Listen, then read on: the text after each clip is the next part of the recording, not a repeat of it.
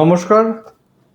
আজকে একটা খুব ইম্পর্টেন্ট অ্যান্ড সেন্টিমেন্টাল একটা টপিক নিয়ে আলোচনা হবে, সেটা হলো এক্সট্রাম্যারিটাল অ্যাফেয়ার্স, অর্থাৎ বিয়ের পরে ফার্দার কোনো রিলেশনশিপ বা বিয়ের পরে একটা ডিপ রিলেশনশিপ। অনেকের ক্ষেত্রে দেখা যায় যে বিয়ের পরে হয়তো একটা লং টাইম ফার্দার কোনো রিলেশনশিপে সে জড়িয়ে আছে এবং সেই নিয়ে বাড়িতে অসম্ভব রকম একটা অশান্তির মহল তৈরি হচ্ছে। তো এই ব্যাপারগুলি কি আদৌ জন্মকুণ্ডলীর মধ্যে বোঝা যায়? তো উত্তর হচ্ছে হ্যাঁ, এই ব্যাপারগুলি কিন্তু সত্যিই বোঝা যায়।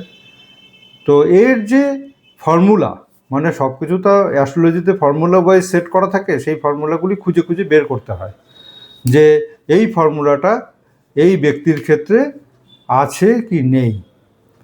তো পঞ্চম ভাব থেকে আমরা প্রেম এবং প্রেম থেকে আনন্দ এবং প্রেমের গভীরতা এবং তার সাথে সাথে তার স্টেবিলিটি সব কিছুই আমরা পঞ্চম ভাব থেকে বুঝি। সেই পঞ্চম ভাব যখন শুক্রের সাথে যুক্ত হয়ে যায় তখন বোঝা যায় যে সে তার প্রেম সংক্রান্ত ব্যাপার নিয়ে সে প্রচণ্ডভাবে সেন্সিটিভ এবং তার সাথে সাথে গুড রিলেশনের একটা কম্বিনেশন দেখা যায়। তো এইবার পঞ্চম ভাবের সাথে শুক্র এবং সপ্তম ভাব হলে সেই প্রেম থেকে তার বিয়েও হয়, কিন্তু বিয়ের পরেও কি আদৌ কি আবার কোনো প্রেমের সম্পর্কে সে জড়াতে পারে?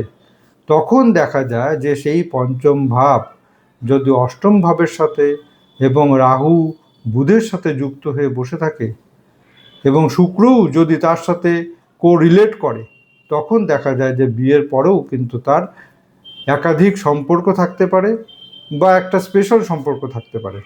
ঠিক আছে, যদি জন্মকুণ্ডলীর মধ্যে পঞ্চম ভাব এবং অষ্টম ভাব মানে হচ্ছে হিডেন কোনো একটা কিছু বোঝাচ্ছে।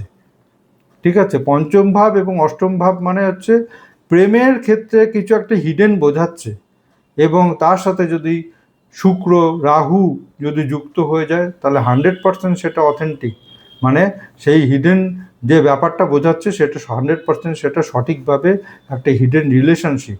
এবং সেই রিলেশনশিপটা কি একজন নাকি একাধিকজন, তো তার সাথে যখন বুধ যুক্ত হয়ে যাবে, বুধ হচ্ছে একাধিকত্বের কারক, তখন বোঝা যাবে যে সেই রিলেশনশিপটা একাধিক জনের সাথে সম্পর্ক তৈরি হয়ে বসে আছে। তো এই ব্যাপারটা খুবই সেন্সিটিভ ম্যাটার, তবুও এটা পার্ট অফ লাইফ, অর্থাৎ জীবনের বহু ঘটনার মধ্যে এটা একটা ঘটনা। সুতরাং এই ঘটনাও কিন্তু অ্যাস্ট্রোলজিক্যাল পয়েন্ট অফ ভিউতে সঠিকভাবে দেখা যায়, বোঝা যায় এবং বিশ্লেষণও করা যায়। তো আমাদের তো অজান্তেই অনেক কিছু জীবনে ঘটে, তো এমন কোনো ঘটনার সাথে আপনারা যুক্ত হবেন না যেটা আপনার জীবনকে ডিস্ট্রয় করতে পারে। যদি এই হিডেন